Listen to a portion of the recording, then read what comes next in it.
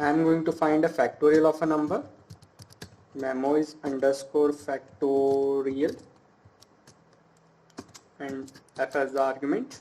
Okay, so let's use memory variable. So what we will do, we will use this memory variable to store the intermediate results.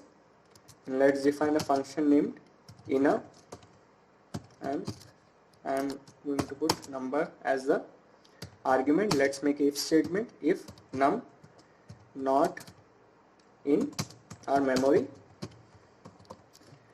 then memory num equals fnum. So it is used to avoid repeated calculations and speed up the program. So let's return memory num, and here we are going to return the inner.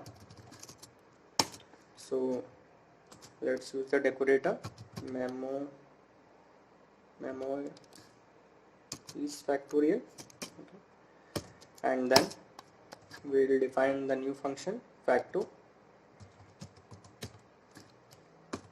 Let's put num as the argument here. If num is equals 1, we will return 1, else we will return num of factorial num minus 1, and let's print the factorial of, let's say, 5. So let's run the program. So you can see the factorial of 5 is 120. So we have called a function Memoiz factorial, and then we have stored the intermediate results in the memory. So the second function facto is the function to calculate the factorial. It has been annotated by our decorator.